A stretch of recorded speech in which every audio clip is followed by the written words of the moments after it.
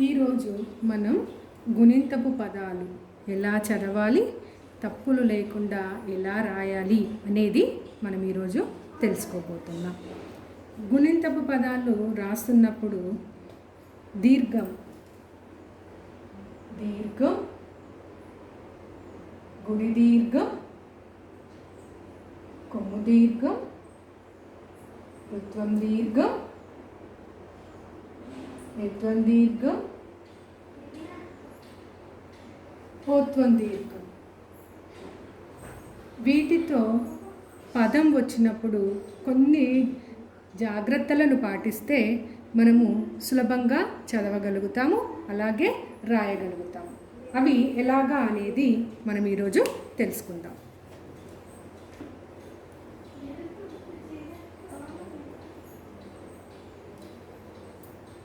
ముందుగా దీర్ఘంతో కా డ. ఇది ఏంటి? కాకు దీర్ఘం. అంటే దీర్ఘం వచ్చినప్పుడు కొంచెం దీర్ఘం తీస్తే సరిపోతుంది, అప్పుడే ఆ పదాన్ని మనం స్పష్టంగా పలకగలుగుతాం. కా డ, కాడ. లేదనుకోండి, ఇదేమవుతుంది? కడ. అవునా? ఇక్కడ దీర్ఘం ఉంది, ఇక్కడ దీర్ఘం లేదు. దీర్ఘం లేదు కాబట్టి దీన్ని ఏమని చదువుతాము? కడ. మరి దీర్ఘం వచ్చింది కాబట్టి దీన్ని ఎలా చదవాలి? కాడ. అర్థమవుతుంది కదా? కాడ, కాడ. దీర్ఘం ఉన్నప్పుడు దాన్ని కొంచెం ఎక్కువ దీర్ఘం తీస్తే మనము చదవడం చాలా ఈజీ. అలాగే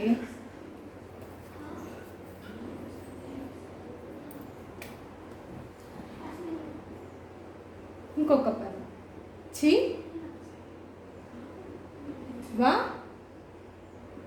ర. ఏమవుతుంది? చివర. అవునా?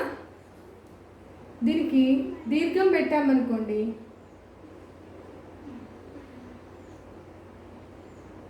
ఇప్పుడు ఏమని చదవాలి?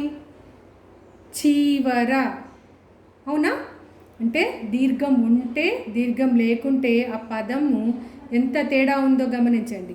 చాకి గుడిస్తేనేమో చి వ ర, చివర. గుడి దీర్ఘం పెడితే ఏమైంది? అది చీవర. చీవర అంటే మనము పలికట్టప్పుడే 1-2 సార్లు గమనించాలి ఆ పదాన్ని ఎలా పలుకుతున్నాము, ఏ అక్షరానికి దీర్ఘం తీస్తున్నాము అనేది ఒక్కసారి మనం గమనిస్తే మనము రాయడం చాలా ఈజీ పదాలని. ఇంకొకటి చూద్దాం.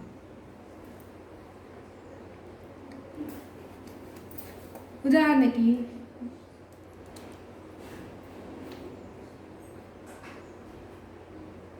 చాలామంది పిల్లలు మేక రాయండి అన్నామనుకోండి,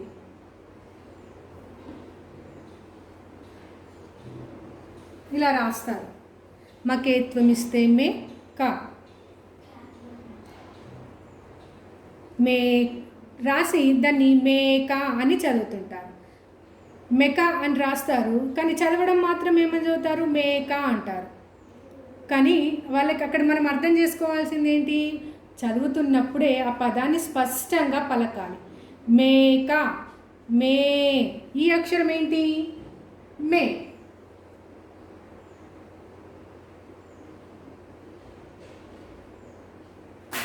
ఇది మే. దీన్ని ఏమంటున్నాము? మే. ఇది మే. అంటే కొంచెం దీర్ఘం ఎక్కువ తీస్తేనే మనము పదాల మధ్య తేడాని చదవగలుగుతాం. పదం పలుకుతున్నప్పుడు మనకి వాటి మధ్య తేడా అనేది తెలుస్తుంది, రాయడం కూడా చాలా సులభమైపోతుంది. కాబట్టి ఇది మే, ఇది మే. కాబట్టి మే క, మేక. దీన్ని ఏమనొచ్చు ఇప్పుడు మనము?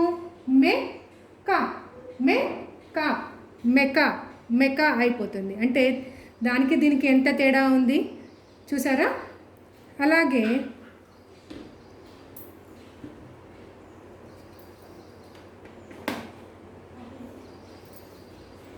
కోతి అంటారు. ఇలా రాసి కోతి అని చదువుతుంటారు. అదేంటి ఇప్పుడు? ఇది ఏమక్షరము? కో, అవునా? ఇదేమక్షరము? కో. తి, కోతి. ఇది కో, తి, కోతి. కోతి, కోతి. అంటే తేడాని గమనించాలి. దీన్ని ఏమని పలుకుతున్నాము, దీన్ని ఎలా పలుకుతున్నాము, ఈ అక్షరాల మధ్య తేడాని ఒక్కసారి మనము అర్థం చేసుకోగలిగితే రాయడం చాలా సులభం. దీర్ఘాల దగ్గర ఎలాంటి గుణింతపు అక్షరాలు రాస్తున్నప్పుడు, పదాలను రాస్తున్నప్పుడు మనకి తప్పులు అనేవి పోకుండా ఉంటాయి. కోతి, కోతి. మనం పలికేటప్పుడే మనం 1-2 సార్లు దాన్ని పలకాలి. కోతి, కోతి అంటున్నాం అంటే ఎక్కడ దీర్ఘం తీస్తున్నాము అనేది ఒక్కసారి గుర్తుంచుకోవాలి. ఓకే, కో అంటున్నాం అంటే అక్కడ ఏం రాయాలి? ఓత్వం దీర్ఘం రాయాలి అనేది గుర్తుపెట్టుకోవాలి. కోతి, కోతి.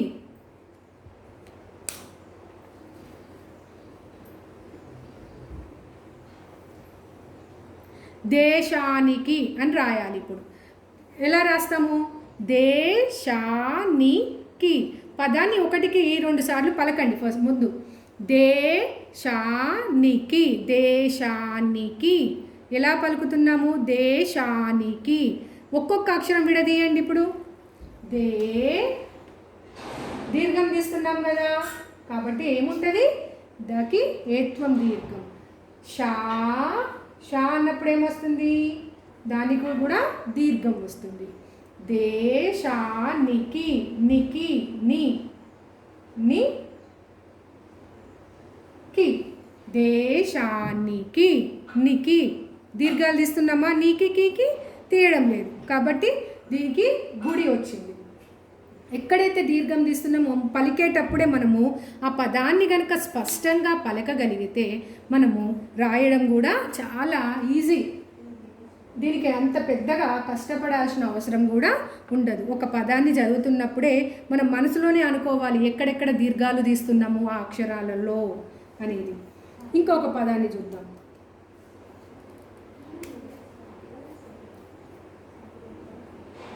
చోటు, చోటు, చోటు అంటే ఎక్కడ దీర్ఘం తీస్తున్నాము? చోటు. విడదీసుకోవాలి ఒక్కొక్క అక్షరాన్ని.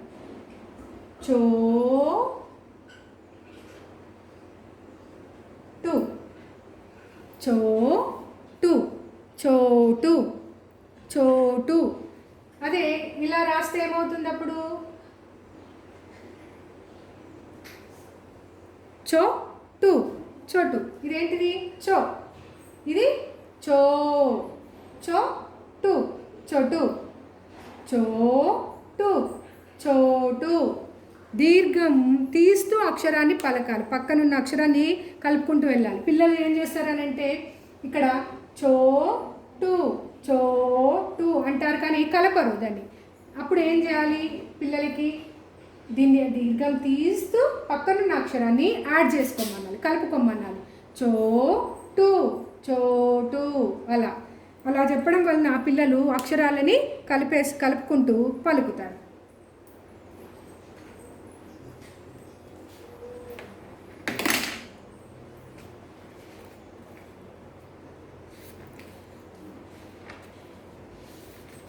ఇంకా కొన్ని పదాలని చూద్దాం. మీగడ ఉంది. మీగడ, మీగడ. ఇక్కడ ఏ అక్షరానికి ఎక్కువ దీర్ఘం తీస్తున్నామో గమనించాలి. మీగడ. ఒక్కొక్క అక్షరాన్ని విడదీసుకోవాలి. మీ గ డ, మీగడ, మీగడ. మీ అంటే మాని దీర్ఘం తీస్తున్నాం. మీ గ డ, మీగడ. మాకి దీర్ఘం తీస్తున్నాం కాబట్టి దానికి గుడి దీర్ఘం వచ్చింది. మాకి గుడి దీర్ఘం. మీ గడ. లేదంటే ఇలా పెట్టి కూడా రాసి చూడండి ఒకసారి. మిగడ. ఇదేమవుతుంది అప్పుడు? మిగడ. దీన్ని ఏమంటాం? మీ. దీన్ని ఏమనాలి? మీ. మిగడ, మీగడ. ఒక్కొక్కసారి మనం ఇలా కూడా రాసి చెక్ చేసుకోవచ్చు.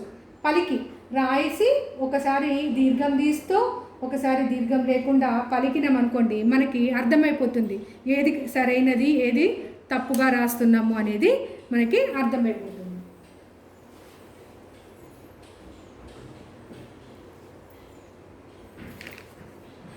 ఇంకా రాజు రాయాలి. రాజు, రాజు దీర్ఘం. ఒక్కొక్క అక్షరాన్ని విడదీసుకోండి. రాజు, రాజు, రాజు. అర్థమవుతుందా? దీర్ఘం ఎక్కడ తీస్తున్నాము, ఏ అక్షరానికి తీస్తున్నాము అనేది చాలా ముఖ్యం. ఇక్కడ రాకి దీర్ఘం తీస్తున్నాం, జు జు అంటున్నాం. జు జూకి దీర్ఘం తీయట్లే, రాజు అనట్లే. రాజు, రాజు, రాజు. అలాగే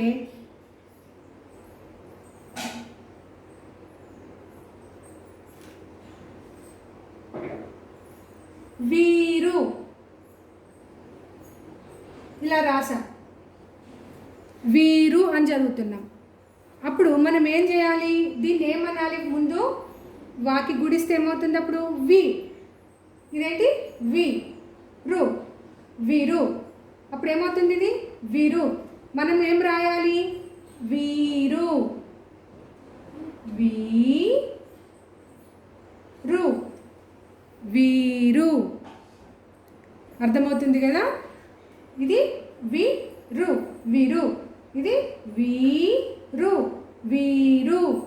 అంటే దీర్ఘాలు ఉన్నప్పుడు పదాలను ఎలా చదవాలి అనేది చాలా గుర్తుపెట్టుకోవాలి. ముఖ్యంగా అది ఎలా చదువుతున్నాము, దీర్ఘం ఉన్నప్పుడు ఎలా చదువుతున్నాము, దీర్ఘం లేకపోతే ఎలా చదువుతున్నాము అనేది చాలా అవసరం.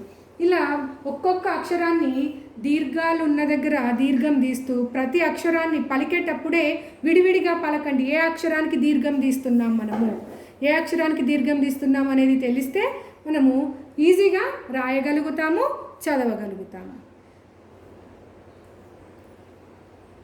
ఇది ఈరోజు మనము నేర్చుకున్న గుణింతపు పదాలు.